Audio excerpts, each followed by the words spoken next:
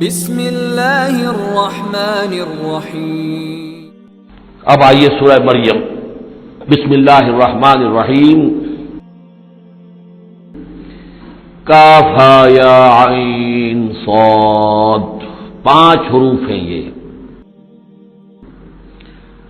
یہ ایک ہی صورت ہے قرآن مجید میں جس میں 5 حروف آئے ہیں مقطعات جڑواں۔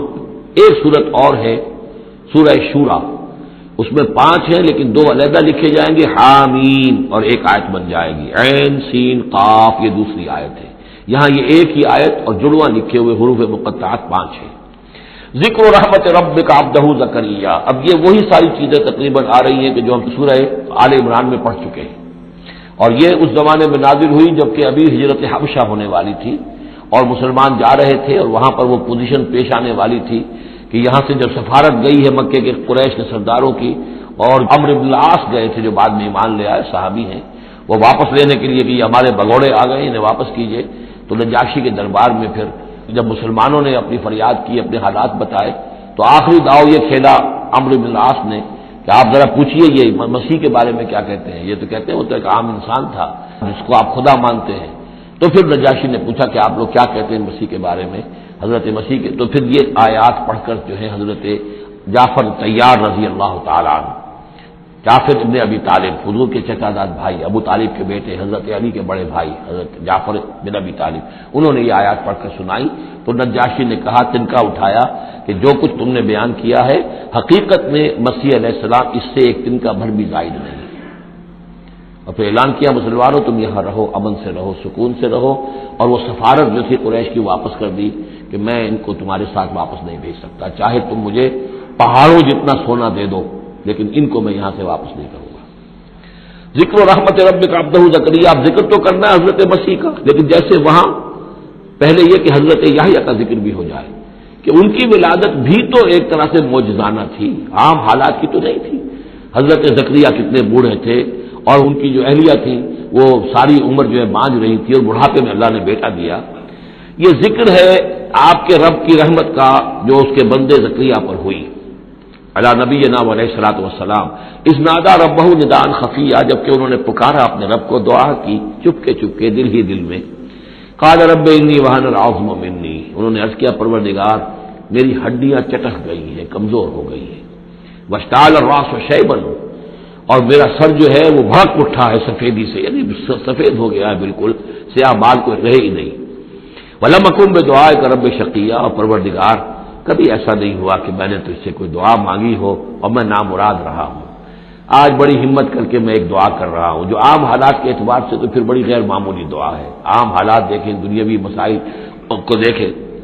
وَإِنِّي خِفْتُ الْمَوَالِيَ مِن وَرَائِي، اور مجھے اندیشہ ہے اپنے بھائی بندوں سے، رشتہ داروں سے میرے بعد، یعنی یہ کہ اس ہیکل سلیمانی کی خدمت کرنے والا مجھے کوئی مناسب آدمی نظر نہیں آ رہا کہ جو اس میری گدی پر بیٹھ سکے، میرے اس منصب کو سنبھال سکے۔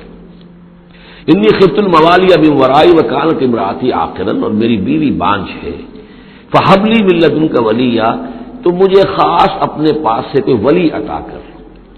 اب یہاں ولی کا لفظ کہا، کوئی میرا ساتھی ہو، کوئی ایسا ہو کہ جو میری ان چیزوں کا یرثنی ویرث من آل یعقوب، جو میری وراثت جو ہے روحانی وراثت اور دینی وراثت اس کو سنبھال سکے، اور میری کیا ہے یہ آل یعقوب کی وراثت ہے جو حضرت یعقوب علیہ السلام سے چلی آ رہی ہے، اس کا صحیح وارث بن سکے۔ وجعلہ رب رضیہ، اور پروردگار اس سے تو بنائی ہو، رضی جو ہے یہ فعیل کے وزن پر ہے، راضی اور مرضی دونوں کے معنی میں آ جائے گا، وہ کہ جو راضی ہو اور جس کو راضی کر دیا گیا ہو، رضی اللہ عنہم ورضوا عنہ، وہ دونوں پہلو جو ہے رضی کے اندر آ جائیں گے۔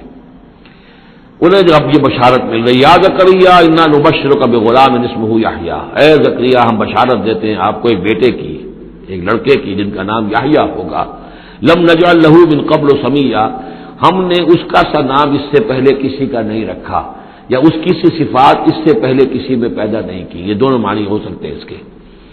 قال رب انا یکون لی غلام، انہوں نے وہی بات عرض کی جو ہم پڑھ چکے ہیں پہلے کہ پروردگار میرے ہاں بیٹا کیسے ہو جائے گا، وکانت امراتی عاقرا، میری بیوی بانجھ ہے، وقد بلغت من الکبر عتیہ، اور میں بوڑھا ہو گیا ہوں، سوکھ چکا ہوں، میرے سارے جو سوتے ہیں حیات کے وہ میرے اندر خشک ہو چکے ہیں۔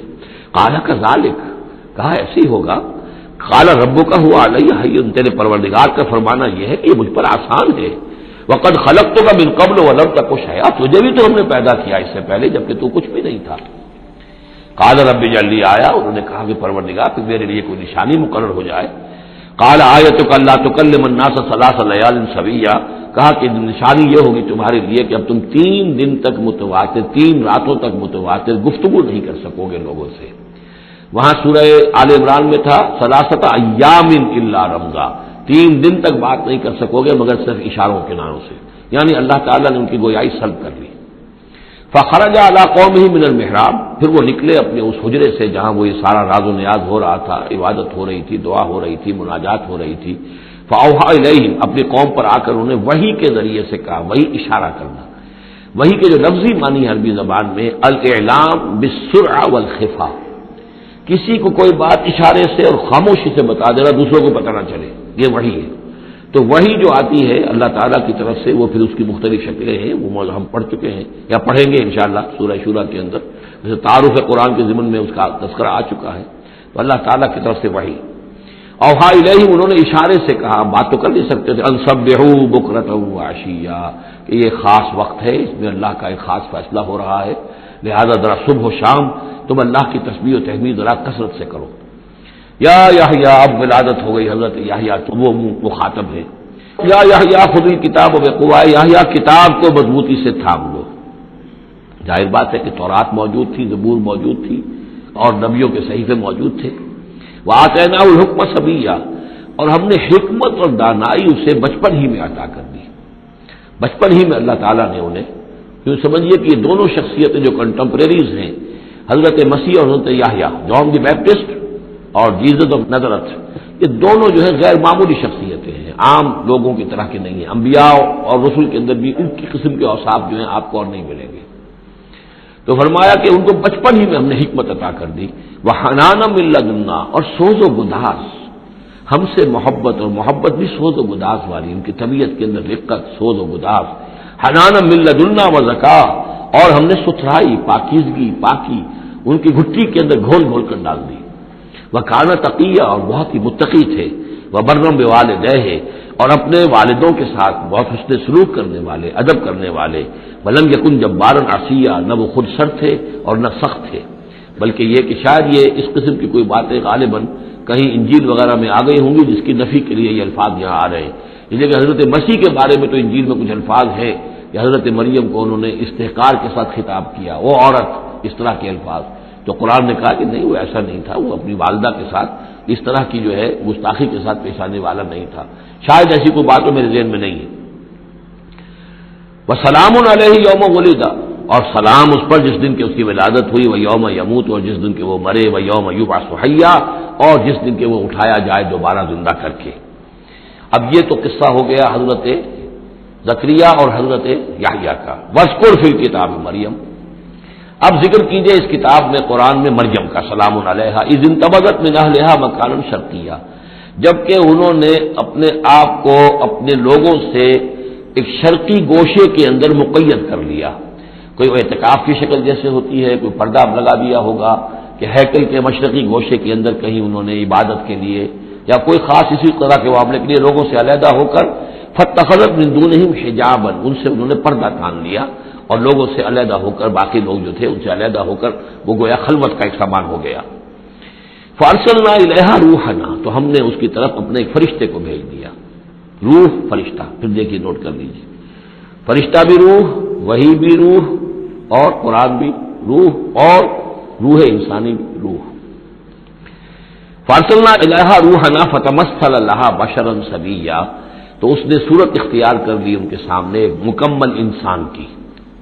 قالت انی اعوذ بالرحمن منک ان کنت تقیا، اب حضرت مریم سلام علیہا ایک دم دہشت زدہ ہو گئی، میں اللہ کی پناہ طلب پکڑتی ہوں تم سے، اگر تو واقعی کوئی تقی ہے، وہ نیک آدمی ہے، یعنی اس میری خلوت میں، میری علیحدگی کے اندر اس طرح اچانک تمہارا آ جانا کوئی برا ارادہ تو نہیں ہے، کوئی نیت تمہاری خراب تو نہیں ہے، انی اعوذ بالرحمن منک، میں پناہ پکڑتی ہوں رحمان کی تم سے، ان کنت تقیہ، اور اس میں اپیل بھی ہے اگر تم متقی ہو اور اللہ کے ڈرنے والے ہو تو کسی غلط قسم کا ارادہ نہ کرنا۔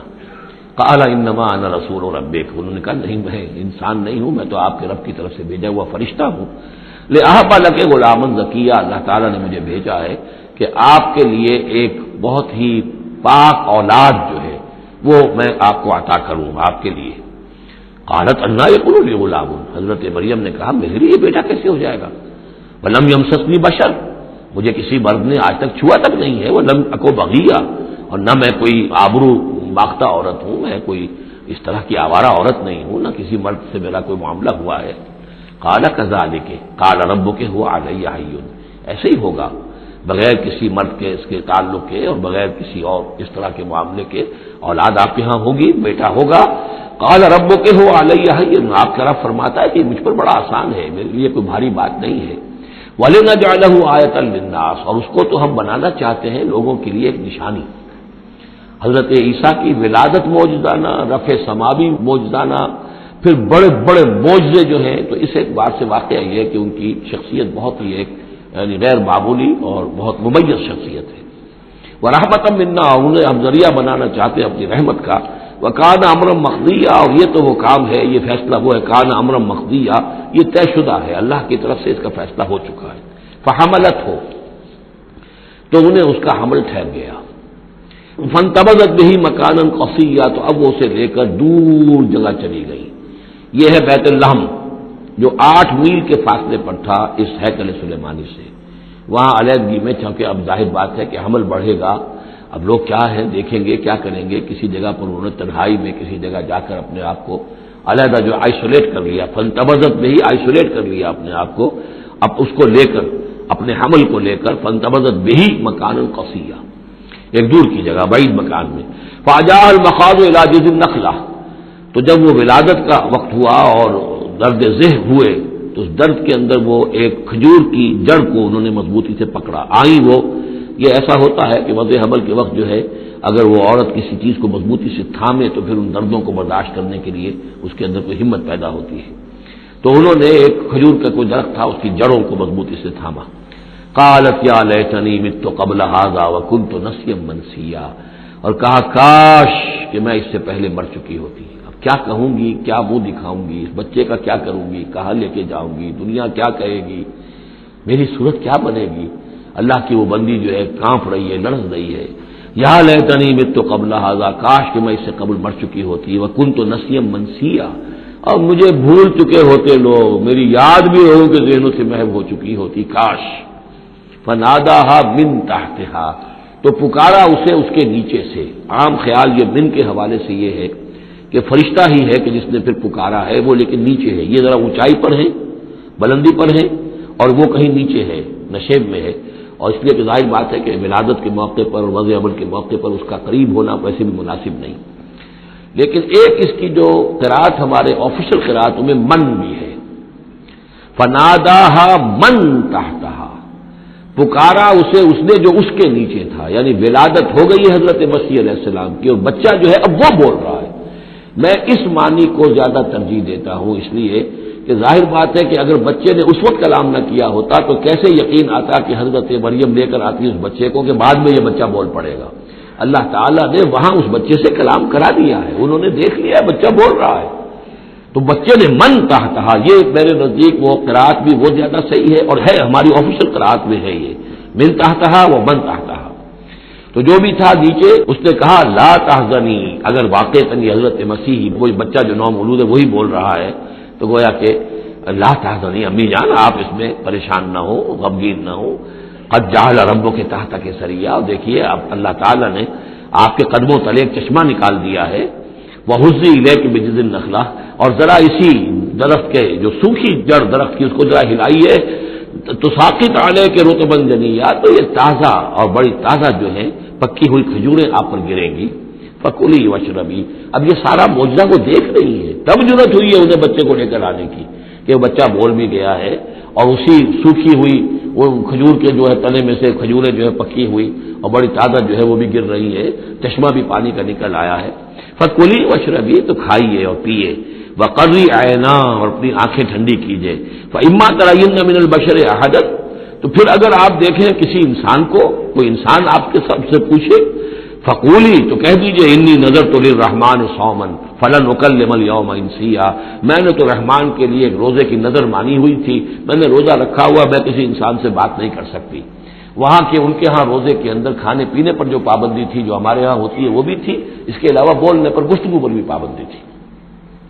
فأتت به قومها تحملہ، اب وہ آ گئی اس کو لے کر اپنی قوم کے پاس۔ اب ان کا حوصلہ ہے، انہوں نے وہ معجزہ دیکھ لیا ہے، یہ میری رائے ہے، واللہ عالم۔ عام طور پر اس کا تذکرہ نہیں ہے کہیں، اور یہ کہ من تحتہا میں سمجھا یہی گیا ہے کہ فرشتے ہی نے یہ سارا کلام کیا ہے۔ فأتت به قومها تحملہ، وہ اب آئیں اپنی قوم کے پاس اپنے بچے کو لیے ہوئے۔ قالوا یا مریم لقد جئت شیئا فریا، اب انہوں نے اے مریم یہ تو تم بڑا طوفان لڑ لائی ہو، یہ کیا کر لائی ہو، یہ تمہارے ہاں تمہاری گود میں بچہ ہے، کس کا بچہ ہے؟ یا اخت ہارون، اے ہارون کی بہن، ہو سکتا ہے کہ ان کے ایک بھائی ہو ہارون نامی، اور ہو سکتا ہے کہ چونکہ حضرت ہارون کی نسل سے ہیں یہ، لہذا صرف ان کی طرف ایک نسبت دی ہو کہ تم سوچو کس جد امجد کی تم نسل سے ہو اور تم نے کس قدر یہ گری ہوئی حرکت کی ہے۔ یا اخت ہارون ما کان ابوک امرأ سوء وما کانت امک بغیہ، نہ تو تیرا والد جو ہے وہ کوئی برا انسان تھا اور نہ تیری والدہ جو ہے وہ کوئی بدکار عورت تھی، یہ تم کیا کر لائی ہو؟ فاشارت الیہ، تو حضرت مریم نے اشارہ کر دیا بچے کی طرف، حضرت عیسیٰ کی طرف۔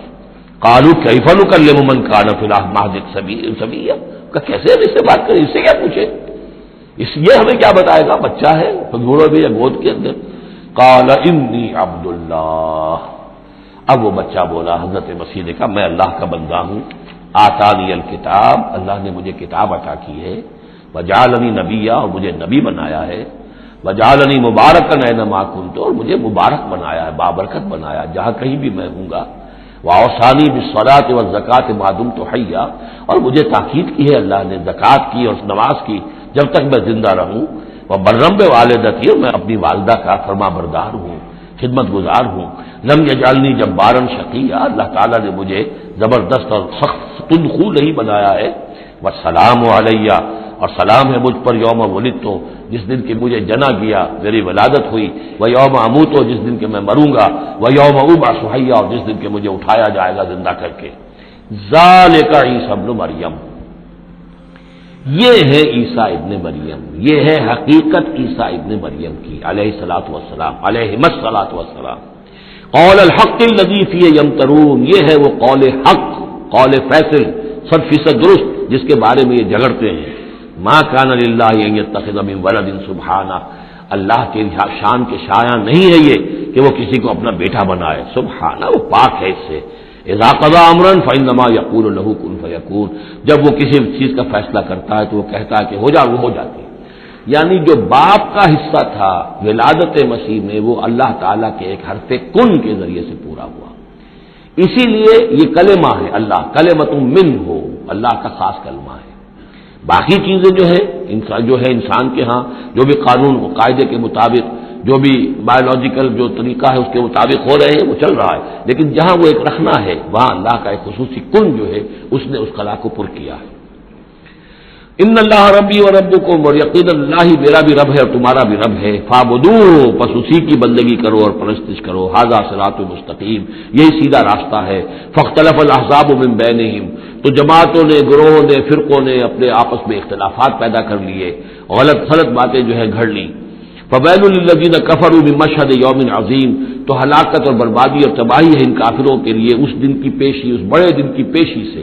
اس بڑے دن جب پیش ہو گئے حقیقت کھل جائے گی، حضرت مسیح کی حقیقت بھی واضح ہو جائے گی، تو جو انہوں نے من گھڑت عقیدے بنا لیے تھے، جن لوگوں نے ان عقیدوں پر جان دی ہوگی، ان کے لیے پھر ہلاکت اور بربادی ہوگی۔ اسمع بہی، آپ سے اس پیشی کے دن تو ان کی سماعت بھی کیا اچھی ہوگی اور آنکھیں بھی کتنی کھلی ہوں گی، ہر حقائق کو وہ دیکھ رہے ہوں گے، کیا ہی اچھا سن رہے ہوں گے اور کیا ہی اچھا دیکھ رہے ہوں گے۔ یوم یاتوننا، جس دن کہ وہ ہمارے پاس آئیں گے، لیکن الظالمون یوم فی ضلال مبین، لیکن آج یہ ظالم جو ہے کھلی گمراہی میں مبتلا ہے۔ وانذرہم یوم الحسرۃ اذ قضی الامر، اور اے نبی ان کو خبردار کر دیجیے اس یوم الحسرت سے، وہ جو یوم قیامت ہے، حسرت کا دن ہے وہ، جس دن کے فیصلے کر دیے جائیں گے۔ وہم فی غفلۃ فہم لا یؤمنون، اور یہ غفلت کے اندر مبتلا ہے اور ایمان نہیں لائیں گے۔ انا نحن نرث الارض ومن علیہا، ہم ہی یقیناً وارث ہوں گے زمین کے، سب ختم ہو جائیں گے زمین اور اس کا سب کچھ جو کچھ ہے مال، اس کی وراثت ہمیں منتقل ہو جائے گی. وَإِلَيْنَا يُرْجَعُونَ، اور ہماری ہی طرف یہ لوٹائے جائیں گے. وَاذْكُرْ فِي الْكِتَابِ ابراہیم، اور ذرا تذکرہ کیجئے اس کتاب میں ابراہیم کا بھی. انہ کان صدیقا نبیّا، یقیناً وہ صدیق نبی تھے. اس کی اصل حقیقت پر کل گفتگو ہوگی. اذ قال لابیہ، یاد کرو جب کہ انہوں نے کہا اپنے والد سے، یا ابت، ابا جان، لما تعبد ما لا يسمع ولا يبصر، کیوں آپ پوچھتے ہیں، بندگی کرتے ہیں ایسی چیزوں کی جو نہ سن سکتے ہیں نہ دیکھ سکتے ہیں، ولا یغنی عنک شیئا، نہ آپ سے کسی چیز کو دور کر سکتے ہیں کہ آپ کے کچھ کام آ سکتے ہیں. یا ابت، ابا جان، یہ بہترین مقام ہے قرآن مجید کا کہ کوئی داعی، کوئی مبلغ، کوئی حق کی طرف بلانے والا اپنے بڑے کو، کسی بزرگ کو اگر بلا رہا ہو تو کس انداز میں بلائے گا؟ ظاہر بات ہے کہ اس کا ادب ملحوظ رکھتے ہوئے، یا ابت، یا ابت، ابا جان، اس انداز میں، لٹ مارنے کے انداز میں نہیں. یا ابت انی قد جاءنی من العلم ما لم یاتک، ابا جان میرے پاس وہ علم آیا ہے جو آپ کے پاس نہیں آیا تھا، میرے پاس وہی آئی ہے، اللہ نے مجھے حقائق سے واقف کیا ہے. فإما یأتینکم منی ھدی، میرے پاس وہ ہدایت آئی ہے.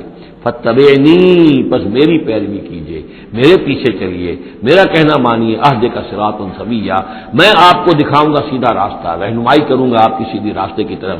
یا ابت، ابا جان، لا تعبد الشیطان، دیکھیے شیطان کی بندگی نہ کیجیے. ان الشیطان کان للرحمن عصیا، یقیناً یہ شیطان جو ہے وہ رحمان کا باغی تھا، نافرمان تھا، اس نے سرکشی کی تھی. یا ابت انی اخاف ان یمسک عذاب من الرحمن، ابا جان مجھے بڑا اندیشہ ہے کہ آپ کو رحمان کی طرف سے کوئی عذاب آپ پر نہ آ جائے، آپ پکڑے آپ کو رحمان کی طرف سے کوئی عذاب. فتکون للشیطان ولیا، تو پھر آپ شیطان ہی کے ساتھی بن کر رہ جائیں. قال راغب انت عن آلہتی یا ابراہیم، کہاں یہ لجاجت ہے، کہاں یہ استدعاء کا انداز ہے، کہاں یہ فرعونی انداز میں کہا ہے باپ نے. ابراہیم کیا تم میرے آلہہ سے، میرے معبودوں سے کنارہ کشی کر رہے ہو؟ اراغب انت عن آلہتی یا ابراہیم لئن لم تنتہی، اگر تم باز نہ آئے، لارجمنک، میں تمہیں رجم کر دوں گا، ہلاک کر دوں گا، سنسار کر دوں گا. واہجرنی ملیہ، اور فوراً تو ذرا میری نگاہوں سے دور ہو جاؤ، میں تمہاری اس بات کو برداشت نہیں کر سکتا، فوراً میری نگاہوں سے دور ہو جاؤ، کچھ دیر کے لیے تو میری نگاہوں سے چلے جاؤ. قال سلام علیک، انہوں نے کہا سلام. ساستغفر لک ربی، میں اپنے رب سے آپ کے لیے استغفار کرتا رہوں گا. انہ کان بی حفیہ، وہ مجھ پر بڑا مہربان ہے. واعتزلکم وما تدعون من دون اللہ، اور میں کنارہ کشی کرتا ہوں آپ سے بھی اور ان تمام معبودوں کو جن کو آپ پوج رہے ہیں اللہ کے سوا. وادعو ربی، میں تو اپنے رب کو پکاروں گا، اسی سے دعا کروں گا. عسى اللہ اکون بدعاء ربی شقیہ، اور مجھے یقین ہے کہ میں اپنے رب کو پکار کر اس سے دعا کر کے نامراد نہیں رہوں گا. فلما اعتزلهم، جب ابراہیم نے ان سے کنارہ کشی کر لی، وما یعبدون من دون اللہ، اور ان سب سے بھی کنارہ کشی کر لی جن کو پوج رہے تھے اللہ کے سوا. وہبنا لہ اسحاق و یعقوب، تو ہم نے اسے اسحاق جیسا بیٹا، یعقوب جیسا پوتا عطا کیا. وکلا جعلنا نبیا، اور ان دونوں کو بھی ہم نے نبوت سے سرفراز فرمایا. ووہبنا لہم من رحمتنا، اور ان کو ہم نے خاص اپنی رحمت سے، فضل سے عطا فرمایا. وجعلنا لہم لسان صدق علیہ، اور ان کے لیے ہم نے اعلیٰ تذکرہ اور اعلیٰ شہرت جو ہے دنیا کے اندر باقی رکھی. رفعنا لک ذکرک کی طرح حضرت ابراہیم علیہ السلام اور ان کی آل کا بھی دنیا کے اندر بول بالا رہا. واذکر فی الکتاب موسیٰ انہ کان مخلصا وکان رسولا نبیا ونادیناہ من جانب الطور الایمن وقربناہ نجیا ووہبنا لہ من رحمتنا اخاہ ہارون نبیا. واذکر فی الکتاب اسماعیل انہ کان صادق الوعد وکان رسولا نبیا وکان یأمر اہلہ بالصلاۃ والزکاۃ وکان عند ربہ مرضیا. واذکر فی الکتاب ادریس انہ کان صدیقا نبیا ورفعناہ مکانا علیا. صدق اللہ العظیم. رب اشرح لی صدری ویسر لی امری واحلل عقدۃ من لسانی یفقہوا قولی. اللهم ربنا الہمنا رشدنا واعذنا من شرور انفسنا. اللهم ارنا الحق حقا وارزقنا اتباعه وارنا الباطل باطلا وارزقنا اجتنابه. اللهم ربنا آنس وحشتنا في قبورنا وارحمنا بالقرآن العظيم. اللهم اجعله لنا إماما ونورا وهدى ورحمة. اللهم ذكرنا منه ما نسينا وعلمنا منه ما جهلنا وارزقنا تلاوته آناء الليل وآناء النهار واجعله لنا حجة یا رب العالمین آمین۔ کل ہم نے سورہ مریم کا آغاز کر لیا تھا اور تقریباً نصف کا ہم ترجمہ کر چکے ہیں، لیکن یہ بات بیان ہونے سے رہ گئی کہ مکی اور مدنی صورتوں کے جس تیسرے گروپ میں اس وقت ہم ہیں، جس کی مکیات کا آغاز ہوا تھا سورہ یونس سے، تو اس میں 9 صورتیں ہم پڑھ چکے ہیں۔ جیسا کہ میں نے عرض کیا، وہ 9 صورتیں تین صورتوں کے سب گروپس کی شکل میں ہیں۔ ہر سب گروپ میں ایک جوڑا ہے جس کے اندر وہ نسبت زوجیت بتمام و کمال موجود ہے، اور ایک منفرد مزاج کی صورت ہے۔ سورہ یونس، سورہ ہود ایک جوڑے کی حیثیت سے، سورہ یوسف منفرد ہے، ایک ہی نبی کے حالات پر پوری صورت جو ہے وہ مشتمل ہے۔ پھر سورہ رعد اور سورہ ابراہیم یہ جوڑے کی شکل میں ہے۔ سورہ حجر یہ منفرد مزاج کی ہے، بلکہ اس پورے گروپ میں یہ اس اعتبار سے قدر مختلف نظر آتی ہے کہ اس کا انداز جو ہے وہ ابتدائی زمانے کی صورتوں کا ہے، مضامین کی مناسبت بھی انہی سے ہے۔ چھوٹی چھوٹی آیتیں ہیں، ردم جو ہے وہ بہت تیز ہے، صوتی آہنگ بہت نمایاں ہے، ڈیوائن میوزک جو ہے، جو ملکوتی غنا ہے، وہ اس میں بہت نمایاں ہے۔ پھر 3 صورتیں، سورہ نحل سب سے بڑی ہے اس سب گروپ میں، یہ منفرد مزاج کی ہے، لیکن اس کے بعد سورہ بنی اسرائیل اور سورہ کہف یہ ایک نہایت حسین و جمیل جوڑا ہے۔ اب پھر 3 صورتیں جو آ رہی ہیں، سورہ مریم، پھر سورہ طٰہٰ، سورہ انبیاء۔ یہاں بھی معاملہ وہی ہے کہ ان میں سے 2 صورتیں جو ہیں سورہ مریم اور سورہ انبیاء، ان میں بڑی گہری مشابہت ہے، اور یہ قصص النبیین کے انداز میں یہاں تذکرہ ہے انبیاء کرام کا، انباء الرسل کے انداز میں نہیں ہے۔ وہ جو انداز سورہ اعراف میں ہم نے دیکھا، سورہ ہود میں ہم نے دیکھا کہ رسول آئے، انہوں نے دعوت دی، قوم نے انکار کیا، قوم ہلاک کر دی گئی، یہ انداز جو انباء الرسل ایام اللہ اس کا نہیں ہے۔ لیکن یہ کہ ایک جو ہے اس سب گروپ میں منفرد صورت ہے، اور وہ ہے سورہ طٰہٰ۔ یہ اس اعتبار سے کہ تقریباً پوری ایک ہی رسول کے حالات پر مشتمل ہے، حضرت موسیٰ علیہ السلام۔ 8 میں سے 5 رکوع مسلسل جو ہے وہ حضرت موسیٰ علیہ السلام کے حالات پر ہے، اور ان کی ایک نسبت جو معنوی قائم ہو جاتی ہے اس سورہ مبارکہ کی سورہ یوسف کے ساتھ، وہ یہ ہے کہ تاریخی اعتبار سے ہمیں معلوم ہے کہ حضرت یوسف علیہ السلام کے زمانے میں بنی اسرائیل مصر میں جا کر آباد ہوئے، اور حضرت موسیٰ علیہ السلام کے ذریعے سے اللہ تعالیٰ نے انہیں پھر جو مصر میں فرعونیوں نے انہیں جو اپنا غلام بنا لیا تھا، اس غلامی سے نجات دلائی، اور وہ واپس مصر سے نکل کر پھر اپنے آبائی وطن جو ہے سمجھیے جو حضرت ابراہیم کا مسکن تھا یعنی فلسطین کی طرف روانہ ہوئے۔ تو ان میں بھی ایک نسبت قائم تو ہو جاتی ہے، لیکن وہ فاصلے سے ہے۔ سورہ مریم میں اور سورہ انبیاء میں آپ کو قصص النبیین کے انداز کا بات ملے گی، تو یہ آپ جب ہم پڑھیں گے تو بات نمایاں ہو جائے گی۔ البتہ ایک چیز کے لیے رات میں نے کہا تھا اس پر گفتگو کل ہوگی۔ سورہ مریم میں ہم نے اب تک جو پڑھا ہے، سب سے پہلے حضرت زکریا، حضرت یحییٰ کا تذکرہ ہوا پہلے رکوع میں۔ دوسرا رکوع بہت طویل ہے، اس میں حضرت مریم اور حضرت عیسیٰ کا سلام علیہم ان کا تذکرہ ہوا ہے۔ تیسرے رکوع میں پھر حضرت ابراہیم علیہ السلام کا، اور ان کے ساتھ ہی پھر حضرت اسحاق اور حضرت یعقوب کا تذکرہ ہوا ہے۔ حضرت ابراہیم کے بارے میں کہا گیا کہ انہ کان صدیقا نبیّا۔ اب یہ ایک نئی ترکیب ہے کہ جو پہلی مرتبہ قرآن مجید میں آئی ہے، اور میں نے اسی لیے آج جو ہے کئی آیات تلاوت کی ہیں اگلے رکوع کی، کہ آپ یہ دیکھ سکیں کہ 2 کے بارے میں آ رہا ہے رسولا نبیّا، حضرت اسماعیل اور حضرت موسیٰ علیہ السلام رسولا نبیّا، انہ کان رسولا نبیّا، اور 2 ہی کے بارے میں آیا انہ کان صدیقا نبیّا، یعنی حضرت ابراہیم علیہ السلام اور حضرت ادریس علیہ السلام۔ تو اس میں فرق کیا ہے؟ ظاہر بات ہے کہ الفاظ مختلف ہیں، ترکیب مختلف ہے، تو یقیناً ان کا مفہوم جدا ہے، اگرچہ بہت ہی میرے علم کی حد تک کسی نے اس پر توجہ نہیں کی ہے، بلکہ ایک بہت بڑے عالم تھے جو مفسر قرآن بھی ہیں، ان سے جب میں نے تذکرہ کیا تو ان کا کہ کیا واقعی ایسا ہے؟ یعنی یہ کہ وہ تفسیر بھی لکھ چکے تھے، لیکن انہوں نے توجہ نہیں کی۔ ہوتا یہ ہے کہ آدمی جب گزر جاتا ہے تیزی کے ساتھ، اگر کسی چیز کی توجہ نہیں ہوتی، کیا واقعی ایسا ہے کہ 2 کے بارے میں ہے رسول النبی اور 2 کے بارے میں ہے صدیق النبی؟ تو میں نے ان سے سوال کیا تھا کہ اس میں پھر کیا فرق ہے؟ اس کے لیے میں چاہتا ہوں کہ جو جس حد تک کہ مجھ پر وہ بات اللہ تعالیٰ نے منکشف فرمائی ہے وہ آپ پر بھی میں آپ کے ساتھ بھی شیئر کروں۔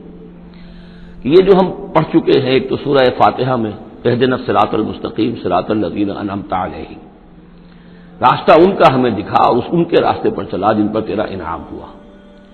اس کی وضاحت سورہ نساء میں آئی، وَمَن يُطِعِ اللَّهَ وَالرَّسُولَ فَأُولَٰئِكَ مَعَ الَّذِينَ أَنْعَمَ اللَّهُ عَلَيْهِم مِّنَ النَّبِيِّينَ وَالصِّدِّيقِينَ وَالشُّهَدَاءِ وَالصَّالِحِينَ وَحَسُنَ أُولَٰئِكَ رَفِيقًا۔ یہ منعم علیہم جو ہے، جن پر اللہ تعالیٰ کا انعام ہوا ہے، یہ جو جماعت ہے منعم علیہم کی، اس کے 4 درجات ہیں۔ اوپر سے چلیں گے تو انبیاء سب سے اوپر ہیں، پھر اس نیچے ان کے درجہ ہے صدیقین کا، پھر ان سے نیچے شہداء کا، اور پھر بیس لائن سمجھیے کہ وہ صالحین مومنین جو نیک دل مسلمان ہیں، مخلص ہیں، صادق القول ہیں، صادق الایمان ہیں، یہ گویا کہ بیس لائن ہے۔ نیچے سے چلیں گے تو اس بیس لائن سے اگر کچھ ترقی کرے گا تو پھر درجہ اس کے لیے کیا ہے؟ شہادت کا ہے، اس کے اوپر ایک درجہ صدیقیت کا ہے، اور یہ آخری درجہ ہے، اس لیے کہ اس سے آگے نبوت کا جو درجہ ہے وہ اکتسابی نہیں ہے، وہ تو وہمی ہے، اور وہ دروازہ بھی اب بند ہو چکا، وہ ہمیشہ کے لیے وہ آؤٹ آف باؤنڈز ہے، اب نوع انسانی کے لیے وہ نبوت کا دروازہ بند ہو چکا۔ اس صدیقین اور شہداء کے درمیان کیا فرق ہوتا ہے، اس کو اب سمجھ لینا چاہیے، اور اس کو جدید سائیکالوجی کی 2 اصطلاحات کے حوالے سے آپ بڑی آسانی سے سمجھ سکیں گے۔ اللہ تعالیٰ نے عام طور پر انسانوں کو 2 مختلف مزاجوں پر بنایا ہے، ایکسٹروورٹس، انٹروورٹس۔ کچھ لوگ ہوتے ہیں کہ جو باہر کی دنیا سے انہیں زیادہ دلچسپی ہوتی ہے، کچھ کھیل کود میں، سیر میں، باغ، یہ وہ، باہر کی دنیا سے ملنا جلنا، لوگوں سے ملیں گے، وہ پبلک میں ہوں گے، مجلس میں ہوں گے تو زیادہ چہکیں گے، زیادہ خوش ہوں گے۔ کچھ لوگ برعکس مزاج کے ہوتے ہیں، وہ دروغی قسم کے لوگ ہوتے ہیں، انٹروورٹس۔ وہ اپنے خیالات ہی میں مگن رہتے ہیں، غور و فکر کرتے ہیں، سوچ بچار کرتے ہیں، انہیں تنہائی زیادہ پسند ہوتی ہے، تنہائی میں وہ زیادہ خوش رہتے ہیں۔ تو یہ ایکسٹروورٹس اور انٹروورٹس 2 مزاج ہیں بنیادی طور پر، اللہ تعالیٰ نے بنائے ہیں مختلف مزاج جو ہیں۔ اور ایک ہوتی ہے تیسری ایک کیفیت کہ اس میں یہ دونوں چیزیں بڑے توازن کے ساتھ ہو، ایمبیورٹ۔ یہ بہت شاذ ہوتا ہے، بہت شاذ ہوتا ہے، بہت کم لوگ ہوتے ہیں دنیا میں کہ جو واقعتاً اس میں توازن قائم کر سکیں، یا ادھر کا رجحان ہوگا یا ادھر کا رجحان ہوگا۔ تو جو یہ انٹروورٹس ہوتے ہیں، جو غور و فکر کرتے رہتے ہیں، ان کے اندر جو ہے وہ یوں سمجھیے کہ فطرت کی جو اصل حقائق ہیں وہ کچھ زیادہ محفوظ رہتے ہیں ان کے غور و فکر کی وجہ سے۔ پھر وہ کائنات کے بارے میں بھی سوچتے ہیں، تو اس کائنات کی تمام آیات الہیہ بھی گویا کہ ان سے ہم کلام ہوتی ہیں، اشارے کرتی ہیں۔ یہ وہ لوگ ہوتے ہیں کہ جن تک گویا کہ وہ حقائق از خود روشن ہو چکے ہوتے ہیں ان تک، کہ جیسے ہم نے سورہ فاتحہ پڑھتے ہوئے کہا کہ کچھ لوگ ہوتے ہیں اپنی فطرت سلیمہ اور عقل سلیم کی رہنمائی میں یہاں تک تو پہنچ گئے کہ اللہ کو پہچان لیا، آخرت کو پہچان لیا، یہ بھی سمجھ لیا کہ اللہ ہی کی بندگی کرنی چاہیے، کیسے کریں یہ پتہ نہیں، اہدنا الصراط المستقیم، اب وہ راستہ مانگتے ہیں کہ ہمیں راستہ دکھا۔ یہ صدیقین ہوتے ہیں، اور ان کی شان یہ ہوتی ہے کہ جیسے ہی کسی نبی کی دعوت ان کے کان میں آتی ہے وہ ایسے لپک کر قبول کرتے ہیں کہ گویا کہ منتظر بیٹھے تھے، جیسے کوئی شخص وضو کر کے بیٹھا ہوا کہ بس اذان کی آواز آئے اور میں چلوں، اتنا ہی ہوتا ہے۔ اسی لیے حضور نے فرمایا ابو بکر رضی اللہ تعالیٰ عنہ کے بارے میں کہ میں نے جس کے سامنے بھی ایمان کی دعوت پیش کی اس نے کچھ نہ کچھ توقف ضرور کیا، سوائے ابو بکر کے، ایک لحظے کا توقف نہیں کیا، گویا کہ وہ تو تیار بیٹھے ہوئے تھے۔ البتہ جو ایکسٹروورٹس ہوتے ہیں وہ چونکہ ان کی توجہ نہیں ہوتی حقائق کی طرف، وہ دنیا میں مگن ہیں، کھیل کود میں ہیں، شکار میں ہیں، کشتیوں میں ہیں، ہنسی مذاق میں ہیں، گفتگوؤں میں لگے ہوئے ہیں، تو انہیں کچھ زیادہ غور و فکر کی ان کے اندر جو ہے طبیعت کے اندر میلان نہیں ہوتا اس کا، لہذا انہیں دیر لگ جاتی ہے نبی کی دعوت کو سمجھنے میں، اس کی طرف متوجہ ہونے میں۔ لیکن یہ ہے کہ جب ان کا توجہ ہو جاتی ہے، ہوتی بھی عام طور پر جذباتی انداز میں ہوتی ہے، لیکن جب ان کی توجہ ہو جائے جذباتی انداز میں تو پھر یہ ہے کہ وہ چونکہ ہوتے ہیں ایکٹیو زیادہ ہوتے ہیں، لہذا وہ اپنی فعالیت کی وجہ سے آگے نکل جاتے ہیں، بظاہر وہ صدیقین سے آگے نکل جائیں گے فعالیت کی وجہ سے، اس لیے کہ وہ فعال زیادہ ہے۔ اب اس کی مثال حضرت عمر ہے، حضرت حمزہ ہے رضی اللہ تعالی عنہما، 6 سال لگ گئے۔ حضرت عمر کے بارے میں تو آپ کہہ سکتے ہیں کہ سب کوئی گھرانہ مختلف تھا، وہ بنو عدی میں سے تھے، حضور بنو ہاشم میں سے تھے، لیکن حضرت حمزہ کو کیوں دیر لگ گئی؟ 6 سال سگے چچا ہیں، دودھ شریک بھائی ہیں، ساتھ کے کھیلے ہم جولی ہیں، نہایت محبت کرنے والے حضور سے، اور اسی کیفیت کے اندر وہ ایمان لائے کہ ایک روز آئے باہر سے، شکار کھیل کر آ رہے تھے، کئی دن باہر رہے تھے، واپس آئے تو ابھی گھر میں داخل نہیں ہوئے تھے، لونڈی نے کہا کہ آج تو ابو جہل نے بڑی گستاخی کی ہے آپ کے بھتیجے کے ساتھ، اور بس یہ سنتے ہی آگ بگولا ہو کر گئے ہیں، کمان جا کے ماری ابو جہل کے سر میں کہ تم نے یہ کیا ہے، اور اسی وقت کا اچھا میں اس پر ایمان لایا، آپ کرو مقابلہ تم، یہ ان کے ایمان کا معاملہ ہے۔ تو یہ حمزہ ہے، اس طرح حضرت عمر ہے، چلے تھے حضور کو قتل کرنے کے ارادے سے، لیکن اپنی بہن کے اندر جو دیکھی، اس کے اندر یہ کہاں سے اتنی استقامت آ گئی کہ بھائی جان چاہے آپ ہمیں قتل کر دیں، جان سے مار دیں، لیکن اب یہ جو دین ہم نے قبول کیا اس کو ہم چھوڑنے والے نہیں ہیں۔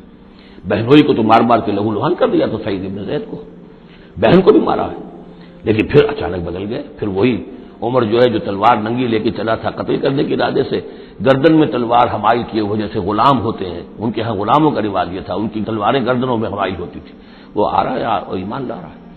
تو یہ ہے شہداء، صدیقین اور شہداء۔ تو اب مزاج جو ہے انبیاء میں بھی آپ کو ملے گا، کچھ لوگوں کا مزاج شہداء سے مناسبت رکھتا ہے۔ حضرت اسماعیل کا آپ نے سنا ہوگا، یہ واقعات قصوں میں آتے ہیں، وہ شکار جیسے کہ حضرت حمزہ کی کیفیت ہے، وہ نکل جاتے تھے۔ حضرت ابراہیم 2 مرتبہ گئے ہیں، ملاقات ہی نہیں ہوئی، اس لیے کہ وہ اپنے شکار پر نکلے ہوئے تھے۔ اس طرح کا معاملہ حضرت اسماعیل کا تھا۔ حضرت موسیٰ بھی جلالی مزاج کے آدمی تھے، ایک آدمی کو مکہ مارا ہے، اس کی جان نکال دی۔ حضرت ابراہیم وہ دوسری قسم، وہ صدیق النبی، ان کے مزاج جو ہے وہ اس نوعیت کا، صدیقیت کے ساتھ مناسبت رکھنے والا۔ تو نبوت تو ان کو بھی ملی، نبوت ان کو بھی ملی، لیکن مزاجی فرق کی وجہ سے ایک صدیق نبی ہے اور ایک رسول نبی ہے۔ اس لیے کہ رسول کے ساتھ جو لفظ مناسبت رکھتا ہے وہ شہادت ہے۔ تمام رسول شاہد بنا کر بھیجے گئے ہیں۔ یہ جو کار رسالت ہے، تبلیغ اور اتمام حجت، اس کے اندر تو عمل کا پہلو زیادہ ہے، اور اس میں پھر شہداء زیادہ نمایاں ہوتے ہیں۔ تو رسولوں کے لیے تو ہے ہی یہ، یا ایھا النبی انا ارسلناک شاہدا ومبشرا ونذیرا وداعیا الی اللہ باذنہ وسراجا منیرا، اور جیسے کہ ہم نے پڑھا وکیف اذا جئنا من کل امۃ بشہید، تو رسولوں کے ساتھ مناسبت لفظ کی جو ہے وہ شہادت کی ہے۔ تو گویا کہ شہداء کا مزاج رکھنے والے جو نبی ملے وہ رسول النبی ہیں، اور صدیقیت کا مزاج رکھنے والے جن کو نبوت مل گئی وہ صدیق نبی ہیں۔ تو حضرت ابراہیم انہ کان صدیقا نبیا، وہ تو ہم پڑھ چکے تھے، اب آگے چلیے۔ ابھی اس موضوع پر مزید گفتگو سورہ حدید میں چل کر ہوگی۔ اولئک هم الصدیقون والشہداء عند ربہم، اس کے جو دوسرے رکوع کے آخر میں یہ آیت آئی ہے، تو وہاں جا کر انشاءاللہ اس کے سلسلے میں مزید کچھ گفتگو ہوگی۔ وَاذْكُرْ فِي الْكِتَابِ موسیٰ، اور کتاب میں تذکرہ کیجئے موسیٰ کا، انہ کان مخلصا، یقیناً ہم نے اسے خاص اپنا بنا لیا تھا۔ اس کی تفسیر آگے آ جائے گی سورہ طٰہٰ کے اندر۔ وَكَانَ رَسُولًا نَبِيًّا، اور وہ رسول نبی تھے۔ وَنَادَيْنَاهُ مِن جَانِبِ الطُّورِ الْأَيْمَنِ، اور ہم نے اس کو پکارا، اس سے بات کی، اس کو بلایا طور پہاڑ کے داہنی جانب سے۔ وَقَرَّبْنَاهُ نَجِيًّا، اسے قریب ہم نے بلایا سرگوشی کے لیے۔ وَوَهَبْنَا لَهُ مِن رَحْمَتِنَا أَخَاهُ هَارُونَ نَبِيًّا، اور ہم نے اسے اپنی رحمت سے اس کو یہ مقام بھی عطا کیا کہ اس کے بھائی ہارون کو بھی نبوت عطا کر دی، کیونکہ یہ درخواست کی تھی حضرت موسیٰ علیہ السلام نے، وہ اگلی صورت میں آ جائے گا۔ وَاذْكُرْ فِي الْكِتَابِ اسماعیل، اور ذرا تذکرہ کیجئے کتاب میں اسماعیل کا بھی، انہ کان صادق الوعد، یقیناً وہ بڑے وعدے کے سچے تھے۔ اور خاص طور پر اشارہ ہو رہا ہے اتنا بڑا وعدہ جو حضرت ابراہیم سے اپنے والد سے انہوں نے کیا تھا کہ یا ابت افعل ما تؤمر ستجدنی انشاءاللہ صابرا، ابا جان کر گزریے جو بھی آپ کو اللہ کی طرف سے حکم آ رہا ہے، مجھے ذبح کرنے کا حکم ہے، ذبح کر دیجیے، انشاءاللہ آپ مجھے صابر پائیں گے۔ تو آخری وقت تک انہوں نے اپنے اس وعدے کو نبھایا اور گردن جو ہے رکھ دی کہ چلائیے چھری۔ صادق الوعد وکان رسول النبی، اور وہ بھی مزاجی اعتبار سے جو میں نے عرض کیا ہے، حضرت حمزہ کیونکہ ویسے بھی نسل میں حضرت اسماعیل کی نسل میں سے ہے، تو اگر آپ دیکھیں گے تو بہت ہی ان کے درمیان شخصیت کی مشابہت نظر آئے گی۔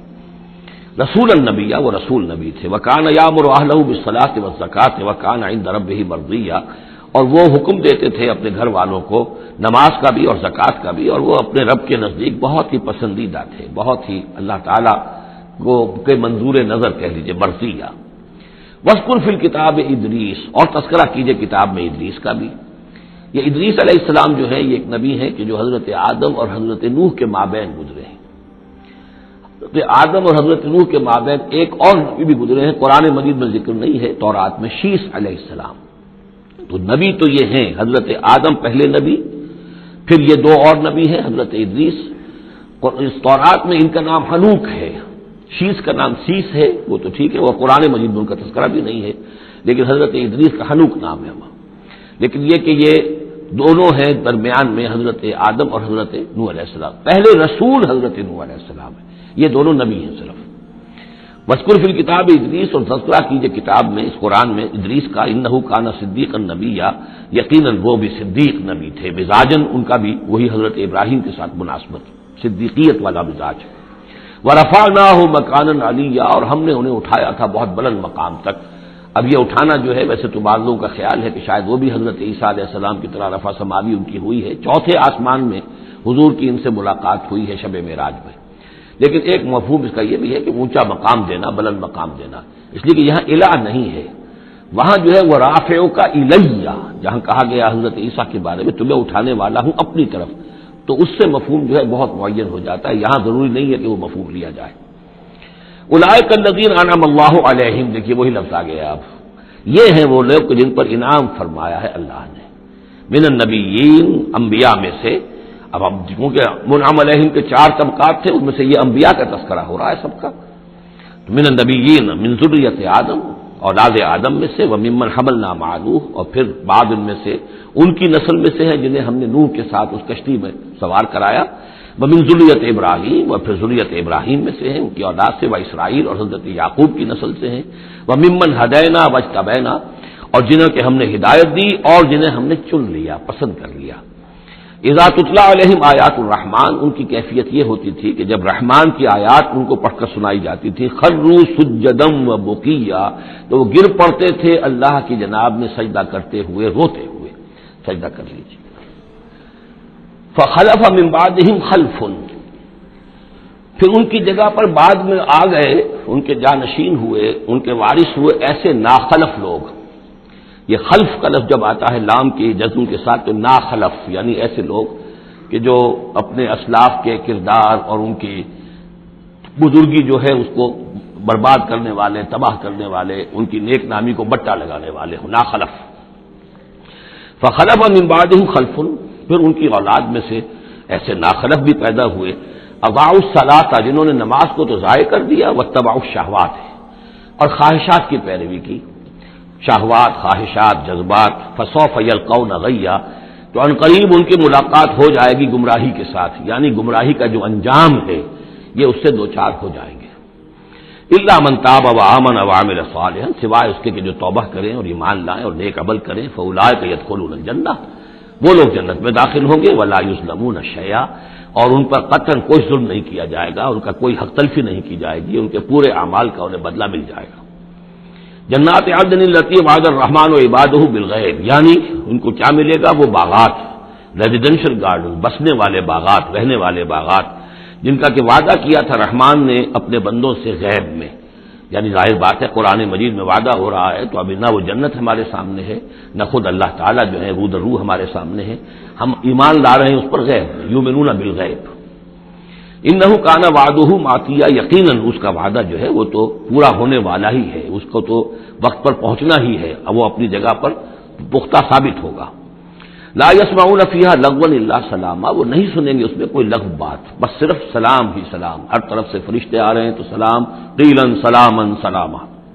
ولہم رزقہم فیہا بکرۃ وعشیا، اور ان کے لیے ان کا رزق ہوگا اس میں صبح بھی اور شام کو بھی۔ تلک الجنت التی نورث من عبادنا من کان تقیا، یہ ہے وہ جنت جس کو کہ ہم جس کے وارث بنائیں گے ہم اپنے بندوں میں سے ان کو کہ جو متقی ہوں گے، خدا ترس ہوں گے، اللہ سے ڈرنے والے ہوں گے۔ وما نتنزل الا بامر ربک، اور اے نبی ہم نہیں نازل ہوتے مگر آپ کے رب کے حکم سے۔ لہ ما بین ایدینا وما خلفنا وما بین ذلک وما کان ربک نسیا، اسی کے اختیار میں ہے جو کچھ ہمارے سامنے ہے اور جو کچھ ہمارے پیچھے ہے اور جو ان دونوں کے مابین ہے، اور اے نبی آپ کا رب بھولنے والا نہیں ہے۔ یہ بہت اہم مضمون ہے، اور در حقیقت ایک مضمون کا یوں سمجھیے کہ سلسلہ شروع ہو رہا ہے جس کی پہلی کڑی یہ ہے۔ اس کو یوں سمجھیے کہ حضور صلی اللہ علیہ وسلم کو جو قرآن مجید سے شغف تھا اور محبت تھی اور شوق تھا آپ کا، تو جو وقفہ پڑ جاتا تھا وہی میں، وہ آپ پر بڑا شاق گزرتا تھا۔ آپ چاہتے تھے کہ وہی جلدی جلدی آئے تاکہ آپ اس سے اور اپنے وجود پرنور کو مزید منور کریں۔ آپ جو ہے قرآن مجید سے جو آپ کو عشق تھا اس کے بنا پر اس میں آپ کو اجلت رہتی تھی کہ جلدی آئے قرآن۔ تو اس حوالے سے آپ نے حضرت جبرائیل سے شکوہ کیا کہ آپ وقفے وقفے سے آتے ہیں، ہم انتظار کرتے رہتے ہیں۔ اس کا یہ جواب ہے جو جہاں دیا جا رہا ہے، وما نتنزل الا بامر ربک، اے نبی ہم اپنی مرضی سے نہیں نازل ہو سکتے، ہم نہیں نازل ہوتے مگر آپ کے رب کے حکم سے۔ لہو ما بین ایدینا، یہ بہت ہی یعنی یوں سمجھیے کہ گہرے الفاظ ہیں. لہو ما بین ایدینا وما خلفنا، جو ہمارے آگے ہے اس کا اختیار بھی اللہ ہی کا ہے، جو ہمارے پیچھے ہے اس کا اختیار بھی اللہ ہی کا ہے. وما بینہما وما بین ذالک، آگے اور پیچھے کے مابین کون ہے پھر؟ ہم، میرا وجود، میرے آگے میرے پیچھے، اور ان دونوں کے درمیان کون ہے؟ میں گویا کہ بالکلیہ اللہ تعالی کے حکم کے تابع ہوں. فرشتے کی یہی شان ہے کہ فرشتہ جو ہے یفعلون ما یؤمرون، جو حکم ملتا ہے، لا یعصون اللہ ما امرہم، ان کا معاملہ یہ ہے کہ جو بھی اللہ کا حکم ہے گویا کہ وہ تو اس سے سرتابی نہیں کرتے، سرے منہ اس میں فرق نہیں ڈالتے. وما نتنزل الا بامر ربک، ہم نہیں اترتے یا اتر سکتے مگر آپ کے رب کے حکم سے. جب اسی کی مصلحت اور اسی کی مشیت ہوتی ہے وہ وحی دے کر ہمیں بھیجتا ہے. لہو ما بین ایدینا وما خلفنا وما بین ذالک وما کان ربک نسیا. اور اے نبی، یہ جو کچھ تاخیر ہو جاتی ہے کسی بھول کی وجہ سے نہیں ہے کہ اللہ کو کوئی نسیان لائق ہو گیا ہے تو تھوڑی دیر کے لیے توجہ کہیں اور ہو گئی ہے، معاذ اللہ. تیرا رب جو ہے بھولنے والا نہیں ہے، بلکہ یہ حکمت کے تحت ہے. اللہ تعالیٰ کی مشیت یہ ہے. کذالک لنثبت بہ فؤادک رتل اللہ ترتیلا، وہ جو ہم پڑھ چکے سورہ بنی اسرائیل میں بھی، وقرآنا فرقناہ لتقرأہ علی الناس علی مکث ونزلناہ تنزیلا. یہ ہماری حکمت ہے کہ ذرا وقفے سے آپ یہ قرآن لوگوں کو پڑھ کر سنائیں. رب السماوات والارض، وہ رب ہے آسمانوں کا اور زمین کا. وما بینہما، اور جو ان دونوں کے مابین ہے. فاعبدہ، پس اسی کی بندگی اور پرستش کیجیے. واصطبر علیہ لعبادتہ، اور اس کی عبادت کے اوپر پوری طرح جمے رہیے، صبر کیجیے. هل تعلم له سمیہ، تو کیا تم جانتے ہو کہ اس کی سی شان کا کوئی اور ہستی ہے؟ ظاہر بات ہے جو شان اللہ کی ہے اس کی سی شان رکھنے والی کوئی اور ہستی کائنات میں موجود نہیں. وَيَقُولُ الْإِنسَانُ وَإِذَا مَا مِتُّ لَسَوْفَ أُخْرَجُ حَيًّا، اور یہ انسان کہتا ہے حیران ہو کر، کیا میں جب مر جاؤں گا تو پھر مجھے زندہ کر کے اٹھا لیا جائے گا؟ یعنی یہ وہ لوگ ان میں سے کہ جو باعث بعد الموت کے منکر تھے. میں نے بارہا آپ کو بتایا کہ اکثر و بیشتر تو وہ مانتے تھے، لیکن وہ کہتے تھے کہ وہاں ہمیں چھڑانے والے ہیں، ہمارے شفعاء ہیں، ہؤلاء شفعاؤنا عند اللہ. تو باعث بعد الموت کے وہ منکر نہیں تھے، لیکن ایک طبقہ ان میں ایسے لوگوں کا بھی تھا. اب یہ ان کی بات ہو رہی ہے. وَيَقُولُ الْإِنسَانُ وَإِذَا مَا مِتُّ لَسَوْفَ أُخْرَجُ حَيًّا، کہ جب میں مر جاؤں گا پھر مجھے دوبارہ اٹھا لیا جائے گا اور نکال دیا جائے گا. اولا یذکر الانسان، تو کیا اس انسان کو یہ یاد نہیں ہے، انا خلقناہ من قبل ولم یک شیئا، کہ وہ کچھ بھی نہیں تھا اور ہم نے اسے پیدا کیا ہے. تو کیا مشکل ہے ہمارے لیے دوبارہ اس کو پیدا کر دینا؟ کیا تھا وہ پہلے، اس کی کیا حقیقت تھی؟ یعنی جہاں سے ہم اپنے آپ کو جانتے ہیں وہ بھی ظاہر بات ہے کہ ایک نطفہ ایک ہے، اس سے ہمارا آغاز ہوا، یہ تو سبھی جانتے ہیں نا. تو اس سے اللہ تعالیٰ نے اگر انسان بنا دیا ہے تو کیا اللہ تعالیٰ دوبارہ تمہیں پیدا نہیں کر سکتا؟ فَوَرَبِّكَ، تو قسم ہے تیرے رب کی، لَنَحْشُرَنَّهُمْ وَالشَّيَاطِينَ، ہم جمع کریں گے ان سب کو بھی اور تمام شیطانوں کو. ثُمَّ لَنُحْضِرَنَّهُمْ حَوْلَ جَهَنَّمَ جِثِيًّا، اور پھر ہم سب کو جمع کر لیں گے جہنم کے گرد کہ یہ اپنے گھٹنوں کے بل گرے ہوئے ہوں گے.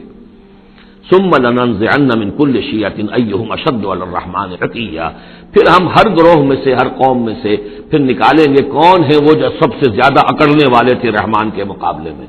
بلاؤ ادھر سے ابو جہل کو اور بلاؤ ادھر سے عقبہ ابن ابی معیط کو، ہر گروہ میں سے جو سب سے زیادہ اللہ کی اس کے ساتھ گستاخی کرنے والا اور سب سے زیادہ تکبر کرنے والا تھا، پھر اس کو آگے نکال کر نمایاں کیا جائے گا. ثم لنحن اعلم بالذین هم اولی بها صلیہ، پھر ہم خوب جانتے ہیں ان لوگوں کو کہ جو بہت زیادہ قابل ہوں گے اور سب سے پہلے داخل ہونے والے ہوں گے اس جہنم کے اندر. وَإِن مِّنكُمْ إِلَّا وَارِدُهَا كَانَ عَلَى رَبِّكَ حَتْمًا مَّقْضِيًّا، اور تم میں سے کوئی بھی نہیں ہے مگر یہ کہ اسے ایک مرتبہ جہنم پر آنا ہوگا. یہ فیصلہ ہے تیرے رب کا حتمی، طے شدہ، حتماً مقضیہ. اس کا جو مفہوم سمجھا گیا میں اسے اتفاق کرتا ہوں کہ اصل میں وہ پل صراط جس کا تذکرہ جو ہے آئے گا سورہ حدید میں بھی اور پھر سورہ تحریم میں بھی، جس کو ہم پل صراط کہہ دیتے ہیں، الصراط ہے وہ، یہی صراط مستقیم جس پر ہم چل رہے ہیں. یہ عالم برزخ کے اندر جا کر اور قیامت کے دن جو ہے یہی پل صراط بن جائے گا اور یہ جہنم کے اوپر ہوگا. گویا کہ اس پر سے گزر کر لوگ داخل ہوں گے جنت کے اندر، تاکہ مشاہدہ کر لیں کہ اللہ تعالیٰ نے کس چیز سے ہمیں بچایا ہے. اور وہاں پر جو جہنمی ہے وہ ٹھوکریں کھا کھا کر اس میں گرتے جائیں گے کیونکہ ان کے پاس روشنی نہیں ہوگی. یہ مضمون جو ہے کھل کر آئے گا سورہ حدید میں اور سورہ تحریم میں. تو یہ فرمایا کہ آنا تو ہر ایک کو پڑے گا، ہر انسان کا گزر اس پر ہوگا، تاکہ اور اس میں یہ کہ یقیناً جو بچا لیے جائیں گے ان کے دل میں کس قدر اللہ تعالیٰ کی کہ اس رحمت کا اور مغفرت کی قدر کتنی ہوگی کہ اللہ نے ہمیں کس انجام سے بچایا ہے.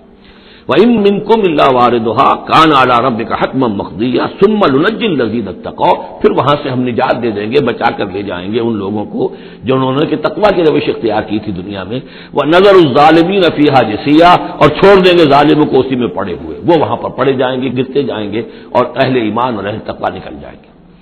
وَإِذَا تُتْلَىٰ عَلَيْهِمْ آيَاتُنَا بَيِّنَاتٍ، اور جب انہیں ہماری روشن آیات پڑھ کر سنائی جاتی ہیں، قَالَ الَّذِينَ كَفَرُوا لِلَّذِينَ آمَنُوا، تو کہتے ہیں یہ کافر لوگ اہل ایمان سے، اَيُّ الْفَرِيقَيْنِ خَيْرٌ مَّقَامًا وَأَحْسَنُ نَدِيًّا، دونوں جماعتوں میں سے، دونوں گروہوں میں سے کن کے مکان و مقام بہتر ہیں اور کن کی مجلسیں بہت اچھی ہیں۔ یعنی اے مسلمانوں دیکھو، تم اور تمہارے رسول محمد صلی اللہ علیہ وسلم اور ان کے گرد جو لوگ بیٹھے ہوتے ہیں، نہ ان کے پاس دنیاوی دولت ہے، نہ حیثیت ہے، نہ وجاہت ہے، ایک ہم ہیں۔ دیکھو ذرا ابو جہل کی مجلس جا کے دیکھو کتنی آباد ہے، بڑے بڑے چودھری لوگ آ کر اس کے پاس بیٹھتے ہیں۔ ذرا کہیں جا کر ولید بن مغیرہ کی چوپال دیکھو، اس کی چوپال جو ہے اس کی کیا شان ہے۔ تو یہ وہی بات جو کہ ہم سورہ کہف میں پڑھائے ہیں، جو دو افراد کے مابین مکالمہ ہوا تھا کہ اس نے کہا تھا کہ میرے پاس مال زیادہ، انا اکثر من کا مالم واعز نفرا، اسی طرح انہوں نے کہا کہ ای الفریقین خیر مقاما واحسن ندیا، یہ دو گروہ دیکھ لو تمہارے سامنے ہیں، ایک معلوم ہوتا ہے کہ مفلس ہیں، کلاش ہیں، غلام لوگ ہیں، ان کے ساتھ بیٹھے ہوئے ہیں، بلال بیٹھا ہوا ہے، وہاں وہ ابو فقی بیٹھا ہوا ہے، یہ جو عمار ہے اور یہ فلاں ہے اور یہ یاسر ہیں، یہ لوگ ہیں۔ ادھر جا کر دیکھو وہ کتنی سج دھج کے ساتھ، شان و شوکت کے ساتھ ان کی محفلیں ہیں، کیا کچھ ساز و سامان ہے، کیسے قالین بچھے ہوئے ہیں۔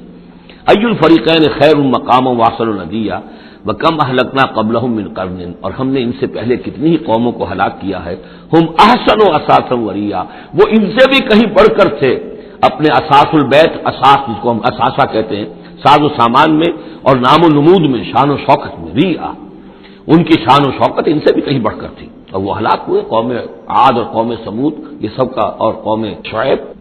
قل من کان فی الضلالۃ فلیمدد لہ الرحمن مدا، اے نبی ان سے کہہ دیجئے جو شخص بھی ضلالت میں، گمراہی میں ہے، تو اللہ کا یہ طریقہ ہے، قاعدہ ہے کہ اللہ تعالیٰ اسے پھر اور ڈھیل دیتا ہے، رسی دراز کرتا ہے، اس کو اور نعمتیں دے دیتا ہے۔ حتیٰ اذا رأوا ما یوعدون، یہاں تک کہ جب اچانک وہ وقت آ جائے گا کہ جس کے ان کو دھمکی دی جا رہی ہے، اما العذاب و اما الساعہ، یا تو دنیا میں عذاب آ جائے، عذاب ہلاکت، عذاب استحصال، یا قیامت، فسیعلمون، تب وہ جان لیں گے، من ہوا شر مکانم واضعف جندا، کہ کون ہے جو اپنے مقام و مرتبے کے اعتبار سے بدتر ہے اور کون ہے کہ جو اپنے لاؤ لشکر کے اعتبار سے کمزور تر ہے۔ اس وقت پتہ چلے گا کہ محمد زیادہ طاقتور تھے صلی اللہ علیہ وسلم یا ابو جہل زیادہ طاقتور تھا۔ آخرت میں جا کر حقیقت کھل جائے گی۔ اس وقت تو یہ ایک سراب ہے، نظر آ رہا ہے، ایک ڈرامہ ہے، کھیل ہو رہا ہے، حقیقت جو ہوگی وہ منکشف ہو جائے گی اس دن۔ وَيَزِيدُ اللَّهُ الَّذِينَ اهْتَدَوْا هُدًى، اور اللہ تعالیٰ ان لوگوں کی ہدایت میں اضافہ کرتا ہے جو ہدایت کی راہ اختیار کرے، اللہ بڑھاتا ہے ان لوگوں کو ہدایت میں کہ جنہوں نے ہدایت اختیار کی۔ والباقیات الصالحات خیر عند ربک ثوابا وخیر مردا، اور یقیناً نیک باقی رہنے والے تو وہ نیک عمل ہے، یہ مال و دولت باقی رہنے والا نہیں ہے، یہ تو یہیں کی شے یہیں رہ جائے گی۔ باقیات الصالحات، بقا اگر ہے، دوام ہے انسان کے ساتھ، اس عالم آخرت میں جانے والی کوئی شے ہے تو باقیات الصالحات ہے، وہ تو نیک کام ہے۔ خیر عند ربک ثوابا، وہ یقیناً تیرے رب کے نزدیک بہت بہتر ہیں بدلے کے اعتبار سے بھی، وخیر مردا، اور اس اعتبار سے بھی کہ لوٹ کر جایا جائے ان کے پاس، جب ہم وہاں پہنچیں گے ہمیں اپنے اعمال جو ہے وہ منتظر ملیں گے، ان کی جزا، بلکہ یہ کہ کہا جائے گا یہ تمہارے اعمال ہی ہیں، ان کی شکل بدل گئی ہے۔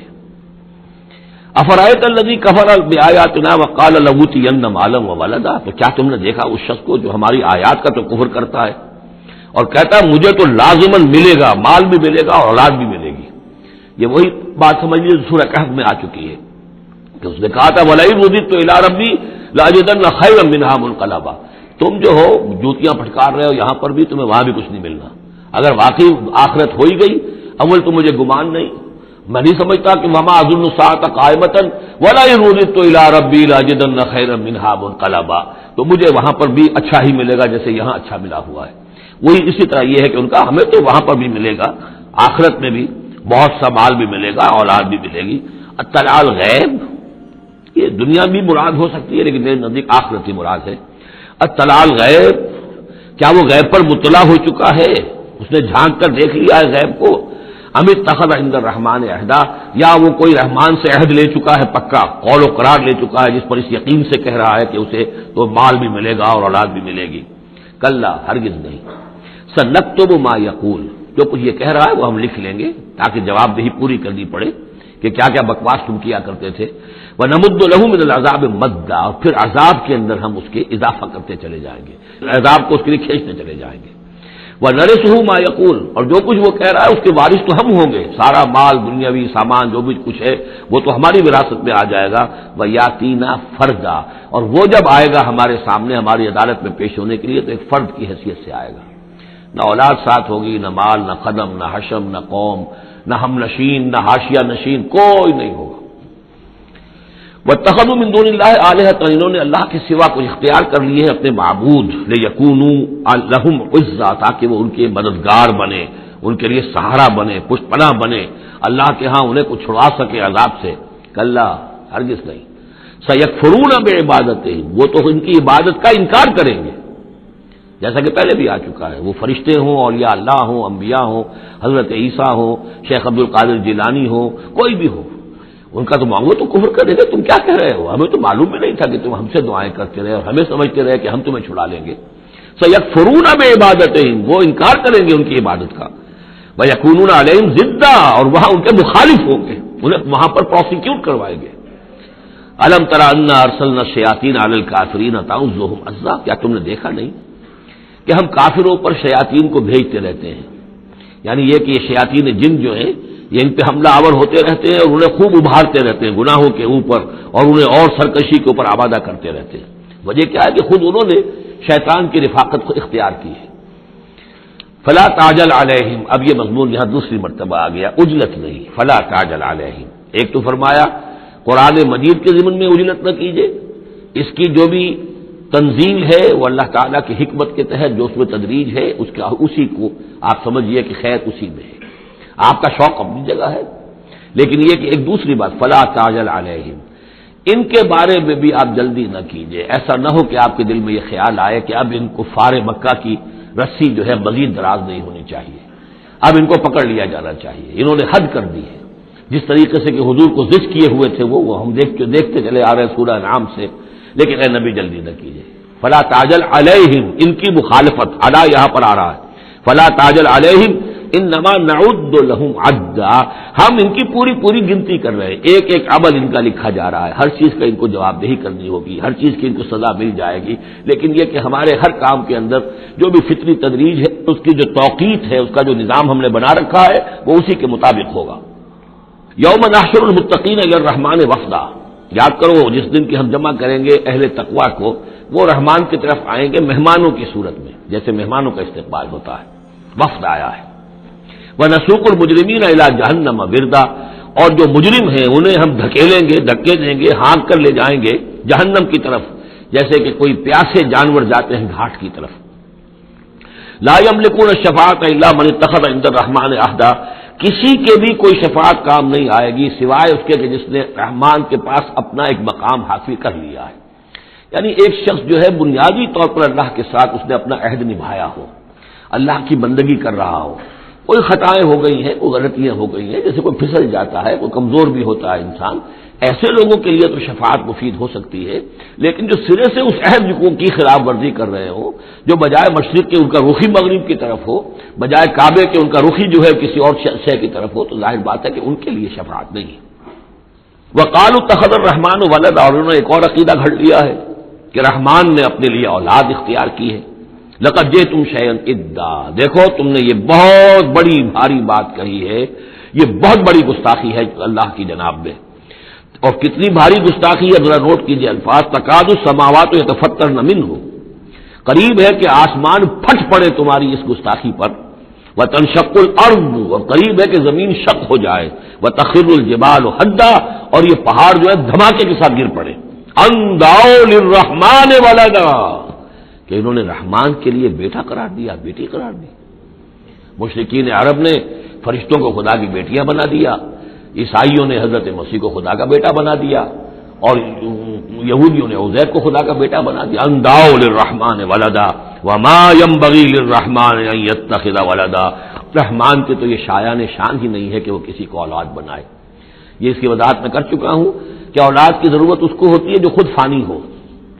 ہمیں معلوم ہے ہم مر جائیں گے, ہمارا نام و نشان مٹ جائے گا, اولاد کے ذریعے سے ہمارا نام زندہ رہے گا.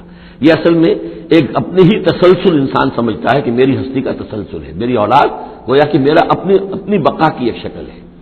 اس لیے کہ یہ انسان کے اندر ہے. مجھے یاد ہے جب ہم پڑھتے تھے کالج میں تو الفا ایک کمپنی ہوتی تھی لاہور میں, جو فائل کورز وغیرہ بناتی تھی نوٹ بکس کے, تو اس میں پیرامڈس کے عنوان سے جو بہترین الفاظ لکھے ہوئے تھے اب بھی مجھے یاد ہیں. Still and resolute, calm and self-possessed, still and resolute, the pyramids echo unto eternity, the defiant cry of man's will to survive and conquer the storms of time. کہ یہ جو ان لوگوں نے فرائضہ نے اتنے بڑے بڑے پیرامڈز بنا دی, کیا کے لیے بنا دیے؟ تاکہ ہمارا نام رہے. ہم تو نہیں ہوں گے, نام رہے گا. تو گویا کہ انسان کے اندر ایک خواہش ہے بقا کی, وہ اپنا دوام چاہتا ہے. یہ اسے پتا ہے کہ میری ذاتی طور پر تو میرا دوام ہے, تو میں کوئی عمارت بنا دوں, میرا نام جو ہے اس کے حوالے سے دنیا کے اندر رہے. اور یہی معاملہ اولاد کا ہے کہ اولاد سے انسان کو سب سے زیادہ جو اس کو خواہش ہوتی ہے وہ اپنا بقا, اپنا تسلسل. وہ سمجھتا ہے کہ میری اپنی کنٹینیوٹی ہے کہ جو میری اولاد کے ذریعے سے. ظاہر بات ہے کہ اللہ ہمیشہ خود باقی رہنے والا ہے, تو اس کے شایان شان ہی نہیں ہے کہ وہ کسی کو اپنی اولاد بنائے. اسے کوئی ضرورت ہی نہیں ہے. تو تمہارے لیے ہے معاملہ کہ تم فانی ہو, لہذا تمہیں ضرورت ہے کہ کوئی تمہارا نام لیوا باقی رہے. وما ينبغي للرحمن ان يتخذ ولدا ان كل من في السماوات والارض الا آتي الرحمن عبدا. نہیں ہے کوئی بھی آسمانوں اور زمین میں کوئی بھی مگر یہ کہ وہ حاضر ہوگا رحمان کی عدالت میں بندے کی حیثیت سے. کسے باشد,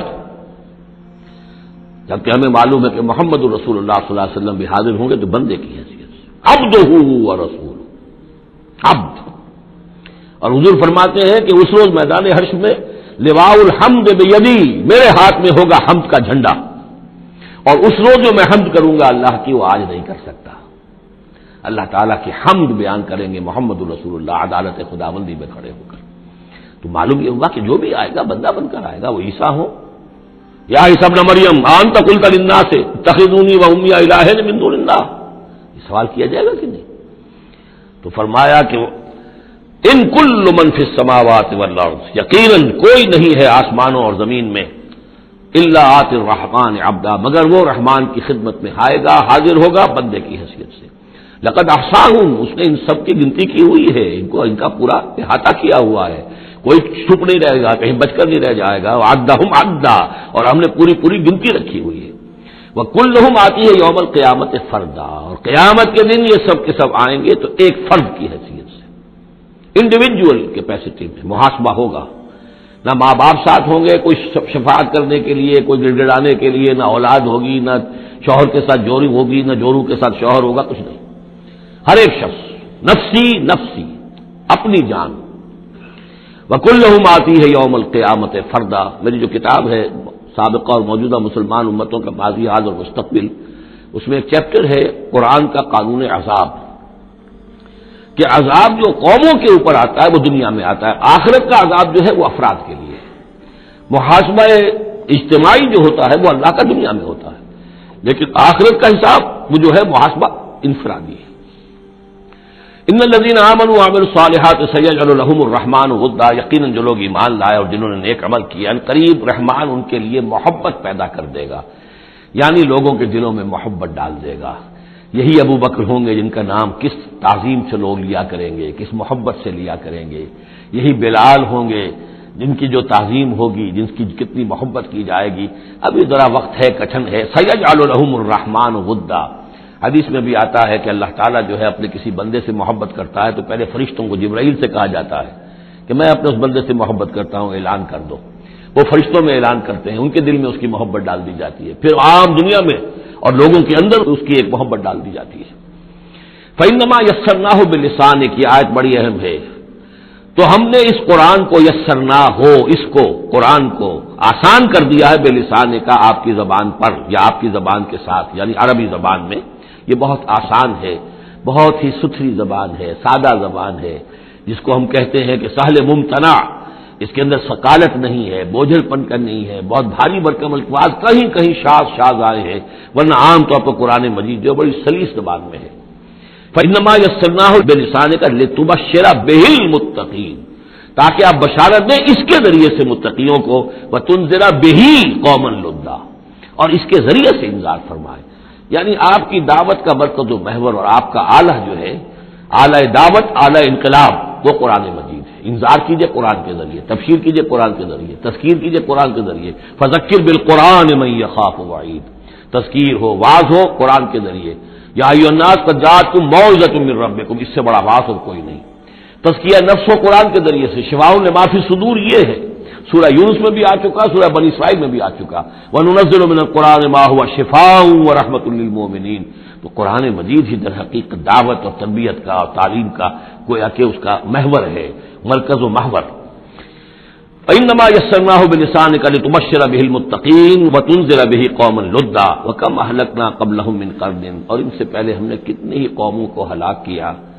هل تحس منهم من أحد، ان میں سے کسی کی کوئی آہٹ تمہیں نظر آتی ہے؟ کہیں کوئی باقی ہے نام و نشان؟ کہیں عاد کا کوئی نام و نشان باقی ہے؟ اور تسمع لهم ذکرا، یا کہیں ان کی کوئی بھنک تمہارے کان میں آتی ہے؟ معلومہ نسیم منسیہ، ختم ہو گئے۔ تو اسی طریقے سے یہ آج اکڑ رہے ہیں، ان کا حال بھی یہی ہو جائے گا۔